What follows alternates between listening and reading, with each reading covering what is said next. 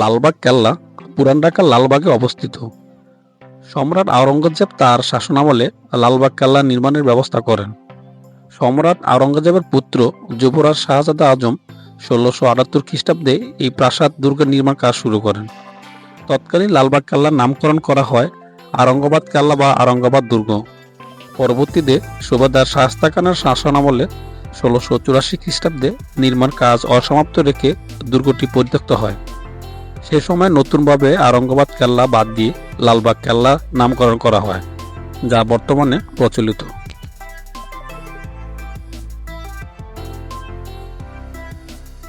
লালবাগ কেল্লায় সবচাইতে আকর্ষণীয় এবং দর্শনীয় যে জিনিসটি আছে তা হলো সুবেদার শায়েস্তা খানের বাসভবন ও দরবার হল। বর্তমানে যা লালবাগ কেল্লা জাদুঘর হিসেবে দর্শনার্থীদের জন্য উন্মুক্ত রাখা হয়েছে। লালবাগ কেল্লায় মোট ৩টি ফটক আছে, যার মধ্যে ২টি বর্তমানে বন্ধ করে দেওয়া হয়েছে। ভিতরে প্রবেশ করলেই বাগান ঘেরা পরিবেশ দর্শনার্থীদের মনে আনন্দ দেয়। সোজা একটু ভেতরেই শায়েস্তা খানের প্রিয় কন্যা পরিবিবির সমাধিসৌধ। তার স্মৃতি ধরে রাখার জন্য শায়েস্তা খান ব্যয়বহুল একটি সমাধিসৌধ তৈরি করেন। এই একটি মাত্র ইমারত মার্বেল পাথর, কষ্টি পাথর ও বিভিন্ন রঙের মূল পাতা সুশোভিত চাকচিক্যময় টালির সাহায্যে অভ্যন্তরীণ ৯টি কক্ষ অলঙ্কৃত করা হয়েছে। কক্ষগুলির ছাদ কর্বেল পদ্ধতিতে কষ্টি পাথরের তৈরি। মূল সমাধিসৌধের কেন্দ্রীয় কক্ষের উপরে কৃত্রিম গম্বুজটি তামার পাত দিয়ে আচ্ছাদিত। উল্লেখ্য, সমাধিটির সৌধ ২০.২ মিটার বর্গাকৃতির। এছাড়া নাম না জানা আরও ২টি সমাধি রয়েছে। কয়েকটি ফোয়ারা, পাহাড়ি উঁচু টিলা, সুড়ঙ্গ পথ এবং কেল্লার দক্ষিণ এবং পশ্চিম দুর্গ প্রাচীরের নির্দিষ্ট দূরত্ব পরপর একটি করে পলকাটা তোপমঞ্চ, কেল্লার একমাত্র পুকুর, চারদিক গাঁট বাঁধানো সিঁড়ির মতো এবং পুকুরটি বর্গাকৃতির। কয়েকটি সুড়ঙ্গ পথ দেখা যাবে বাইরে থেকে। এগুলোতে দর্শনার্থীদের প্রবেশ করতে দেওয়া হয় না। এছাড়াও দর্শনীয় জিনিসগুলোর মধ্যে লালবাগ কেল্লা মসজিদ। সম্রাট আওরঙ্গজেবের ৩য় পুত্র শাহজাদা আজম বাংলার সুবেদার থাকাকালীন এই মসজিদ নির্মাণ কাজ করেছিলেন ১৬৭৮ থেকে ৭৯ খ্রিস্টাব্দে। ৩ গম্বুজ বিশিষ্ট মসজিদটি এদেশের প্রচলিত মুঘল মসজিদের একটি আদর্শ উদাহরণ। বর্তমানেও মসজিদটি মুসল্লিদের নামাজের জন্য ব্যবহার হয়ে আসছে। এছাড়া শায়েস্তা খানের বাসভবনের পাশে একটি কামান বা তোফ রাখা আছে, যা সেই সময়ের বিভিন্ন যুদ্ধে ব্যবহার করা হতো। ঢাকায় ভ্রমণপ্রেমীদের কাছে পছন্দের স্থাপনাগুলোর মধ্যে অন্যতম হল লালবাগ কেল্লা। এটি দেশের অমূল্য সম্পদ।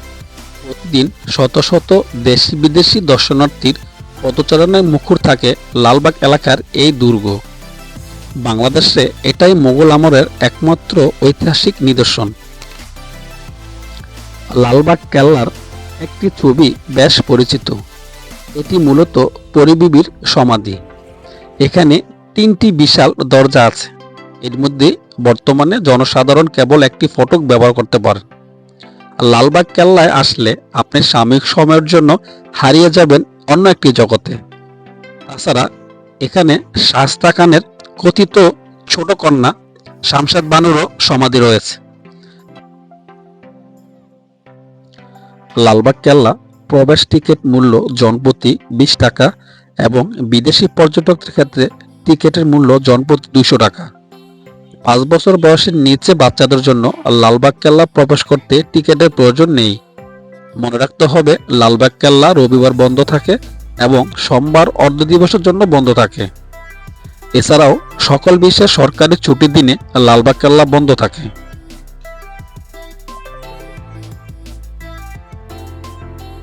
ঢাকার যে কোনো জায়গা থেকেই লালবাগ কেল্লায় যাওয়া যায়। আপনার সুবিধামতো বাহনে লালবাগ কেল্লায় আসতে পারেন। লালবাগ দুর্গে যাওয়ার জন্য কয়েকটি পথ আছে। আপনার এলাকা থেকে সুবিধামতো রুটে আপনি আসতে পারেন। ঢাকা অথবা বাংলাদেশের যে কোনো প্রান্ত থেকে ঢাকার গুলিস্তান, গোলাপশাহ মাজার পর্যন্ত আসতে পারেন। সেখান থেকে রিক্সা অথবা লেগুনাতে করে লালবাগ কেল্লায় যাওয়া যায়। আজ জুমার দিন। লালবাগ কেল্লা ঘোরার এক ফাঁকে জুমার নামাজের আজান দিয়ে দেয়। আমরা লালবাগ কেল্লায় আসার পূর্বেই চিন্তা করেছি ঐতিহাসিক লালবাগ কেল্লা মসজিদে জুমার নামাজ আদায় করব। যেহেতু আজান হয়ে গেছে, এখনই আমাদের লালবাগ কেল্লার ভ্রমণটি শেষ করতে হচ্ছে। এখন আমরা চলে যাব লালবাগ কেল্লা মসজিদে। লালবাগ কেল্লার ভ্রমণটি আমরা এখনই শেষ করতে হচ্ছে। যদি ভিডিওটি ভালো লেগে থাকে আমাদের চ্যানেলটি সাবস্ক্রাইব করবেন এবং পেজটি ফলো দিয়ে রাখবেন। লাইক কমেন্টস করবেন। আপনাদের একটি লাইক কমেন্টস আমাদের পরবর্তী ভিডিও নিয়ে আসতে উৎসাহ যোগাবে। সবাই ভালো থাকবেন। আল্লাহ হাফেজ।